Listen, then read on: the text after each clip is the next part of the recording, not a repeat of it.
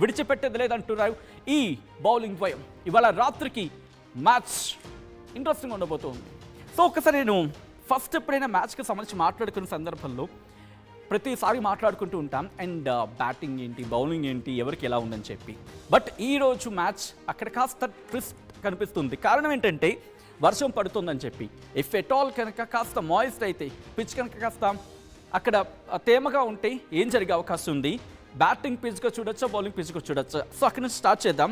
So let me start with Sudheer గారు on this. So పిచ్కి సంబంధించి గుజరాతే కాదు, దాదాపుగా మన ఇండియన్ క్రికెట్ పిచెస్ గురించి చాలా ఐడియా ఉంది. కాబట్టి let me go to Sudheer గారు ఫస్ట్. సుధీర్ గారు, నాకు ఇక్కడ ఈ క్వశ్చన్ చాలా ఇంట్రెస్టింగ్ ఆన్సర్ వస్తూ ఉంది. వర్షం పడుతుంది కాబట్టి ఇది పిచ్, బ్యాటింగ్ పిచ్ కాస్త బౌలింగ్ పిచ్ అయిపోతుందని చెప్పి. Is it so? లేకపోతే బ్యాటింగ్ స్కోర్ చూడొచ్చా? ఐ థింక్ వర్షం పడే ఛాన్సెస్ అయితే సచిన్ చాలా మినిమల్ గానే కనబడుతున్నాయి సచిన్ దా. ఎందుకంటే అంత పెద్ద ఫోర్కాస్ట్ అయితే లేదు. ఫస్ట్ ఏదైనా మబ్బుండి ఒక తెప్పెలాగా వచ్చి పోవచ్చు, బట్ కంటిన్యూస్ గా వర్షం పడే ఛాన్సెస్ అయితే కనబడలేదు. అంత పెద్ద ప్రభావం చూపించకపోవచ్చు. చిన్న చిన్న వర్షం అయితే పిచ్ పైన కానీ గ్రౌండ్ పైన అంత పెద్ద ప్రభావం చూపించకు. మంచి ఫెసిలిటీస్ ఉన్నాయి అక్కడ.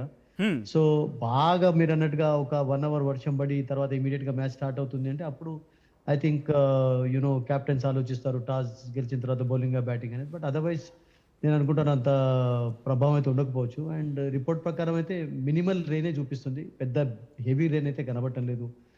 అఫ్ కోర్స్ ఇట్ హ్యాపెండ్, అంటే అహ్మదాబాద్లో కాలేదని కాదు. 2023లో 3 days వరకు వెళ్ళింది ఒక ఫైనల్. 3 days ఎందుకంటానంటే ఫస్ట్ డే వాష్ అవుట్ అయిపోయింది, సెకండ్ డే లేట్ గా మ్యాచ్ స్టార్ట్ అయింది, 15 overs చేశారు. అది 1 o'clock వరకు కొనసాగింది కనుక ఇంకొక డే వచ్చేసింది. సో అందుకని 3 days వరకు కొనసాగింది ఒక final. It happened in Ahmedabad, కాలేదని కాదు. గతంలో కూడా ఐపీఎల్ ఫైనల్లో మనం చూసాం. ఒకవేళ బాగా వర్షం పడి ఇవాళ పడింది, రేపు పడింది అంటే అప్పుడు of course RCB will be the winner. But otherwise I think అంత ప్రభావం ఉండకపోవచ్చు. We are definitely going to have full match today and an exciting match today అని హోప్ అయితే కనబడుతుంది.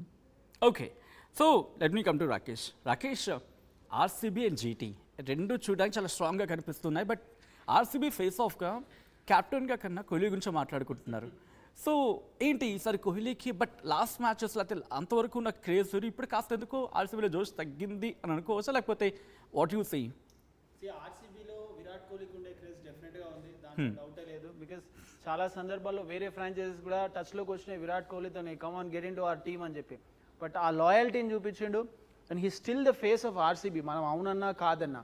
Yes, last year Rajat Patidar వచ్చిన తర్వాత, లేదంటే లాస్ట్ కపుల్ ఆఫ్ ఇయర్స్ నుంచి టీంలో చేంజెస్, లేదంటే ప్లేయర్ సెలెక్షన్, లేదంటే ఆప్షన్లో స్ట్రాటజీ వైజ్ ఇవన్నీ కూడా మార్పులు చేసిన తర్వాత వాళ్ళు లాస్ట్ సీజన్లో కప్పు గెలిచారు. అండ్ ఈ సీజన్లో చూస్తే కూడా they were in number 1 position in the points table. And ఇప్పుడు చూస్తే they are in to the final, consecutive finals. ఆర్సీబీకి still Virat Kohli is face of the team. But ఈ సీజన్లో మీరు చూస్తే almost more than 8 players player of the matches awards వచ్చినాయి. So ఒక్క విరాట్ కోహ్లీ మాత్రమే కాదు, even if Virat Kohli gets out, even if Virat is not performing, మేమందరం ఉన్నామని చెప్పి వేరే ప్లేయర్స్ అంతా వాళ్ళ పర్ఫార్మెన్స్తో చూపిస్తున్నారు. కాబట్టి స్లైట్లీ విరాట్ కోహ్లీ చుట్టూ తిరిగే ఆ ఆర్సీబీ టీం కాస్త కంప్లీట్గా టీం అంతా టీం చుట్టూ తిరుగుతుంది, which is a good sign. Actually Virat Kohli will also love it because he is almost 37-38-year-old.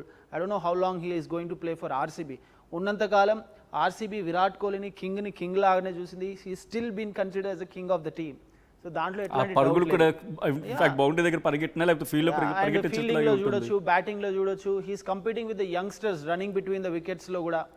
And also he's a match winner when it comes to big matches. So we can expect some big numbers ఈ రోజు విరాట్ కోహ్లీ నుంచి. We have to expect, ఎందుకంటే maximum చూపులంతా కోహ్లీ మీదే ఉన్నాయనుకోవాలి ఈ రోజు మ్యాచ్లో. బట్ ఇక్కడి నుంచి ఒకసారి నేను త్రినాథ్ గారి దగ్గరికి వెళ్తున్నాను. త్రినాథ్ గారు, ఇక్కడ జీటీ అంత తక్కువ అంచనా వేయడానికి వీల్లేదు. బట్ వాళ్ళకి ఓపెనర్స్ ఎంత బలంగా కనిపిస్తున్నారో అదే వాళ్ళ బలహీనత కూడా. సో నిజంగా అంటే జీటీకి అంత స్ట్రెంత్ ఉందనుకోవచ్చు ఇప్పుడు ఈ మ్యాచ్లో నిలబడుతుంది అనుకోవడానికి when it comes to batting? నేను మీతో అగ్రీ అవుతాను. ఎందుకంటే టాప్ ఓపెనర్స్ ఇద్దరు కూడా మోర్ దెన్ 700 runs చేస్తున్నారు ఈచ్ వన్.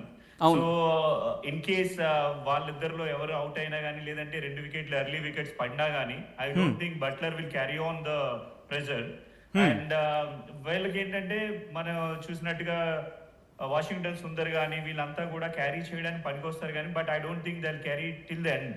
సో వీళ్ళు స్టార్ట్ పైన ఆధారపడి ఉంటుంది కంప్లీట్ గా GT. And at the same time Bhuvi లాంటి బౌలర్స్ ఉన్నారు, హెజిల్వుడ్ లాంటి బౌలర్స్ ఉన్నారు కనుక వాళ్ళు ఎర్లీ వికెట్స్ ఏమాత్రం టాప్ ఓపెనర్స్ ని, ఇద్దరు ఓపెనర్స్ ని కానీ అవుట్ చేయగలిగితే I don't think GT will score మంచి రన్స్, ఎక్కువగా రన్స్ చేస్తుందని నేను అనుకోవట్లేదండి. If they are opening the innings.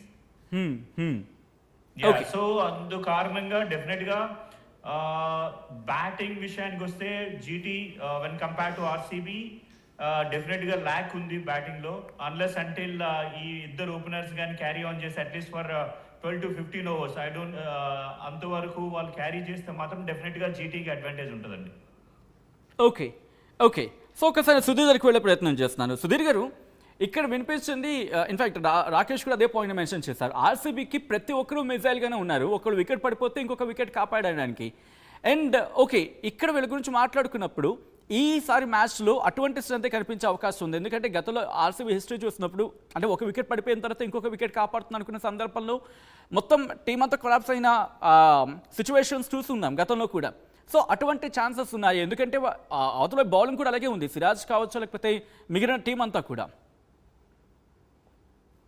Yeah of course, అంటే 2 టీమ్స్కు డీప్గా బ్యాటింగ్ లైనప్ ఉంది కానీ బట్ మనం చాలాసార్లు చెప్పుకుంటూనే ఉన్నాం సచిన్, అంటే వాళ్ళ middle order it's not been really tested. Actually lower order test కాలేదు రియల్గా. టెస్ట్ అయినప్పుడు కూడా వాళ్ళు అంత పెద్ద పర్ఫార్మెన్స్ చూపలేదు. ఈవెన్ జీటీ బ్యాటింగ్ అయినప్పుడు ఏం తక్కువ లేదు. వాషింగ్టన్ సుందర్ ఈవెన్ మనం చూస్తూనే ఉన్నాం, మంచి కాంట్రిబ్యూషన్ ఇస్తూనే ఉన్నాడు. ఒకవేళ కపుల్ ఆఫ్ వికెట్స్ ఎర్లీ కోల్పోయిన తర్వాత మిడిల్ ఆర్డర్లో నిలబడుతున్నాడు, రన్స్ స్కోర్ చేస్తున్నాడు, ప్రెషర్ క్రియేట్ చేస్తున్నాడు.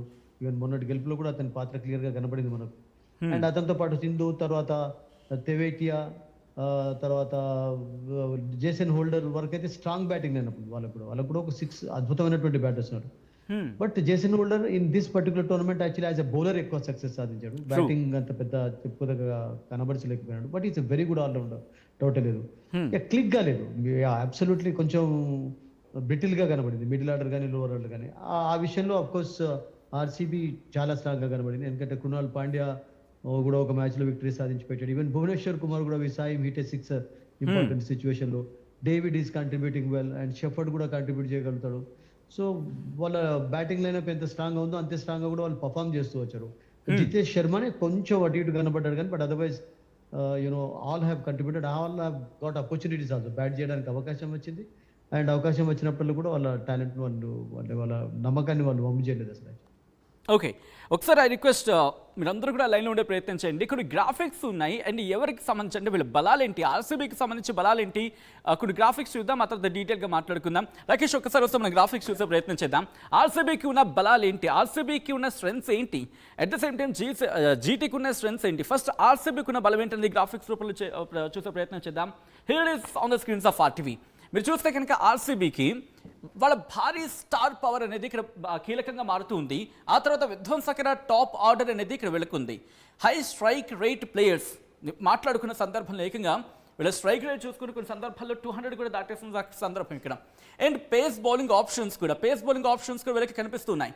అండ్ దీంతో పాటు అగ్రెసివ్ బ్రాండ్ క్రికెట్ గురించి మాట్లాడుకుంటే అండ్ దాంతోపాటు రన్ చేస్లో కింగ్స్ అంటున్నారంటే అర్థం చేసుకోవచ్చు ప్రస్తుతం జీటీ దగ్గర ఎటువంటి పరిస్థితి ఉంది అనేది. సో ఇది ఆర్సీబీకి సంబంధించి బలం గురించి మాట్లాడుకుంటే, so let me start with you Rakesh గారు. సో ఆర్సీబీకి సంబంధించి మాట్లాడుకున్న క్రమంలో వాళ్ళ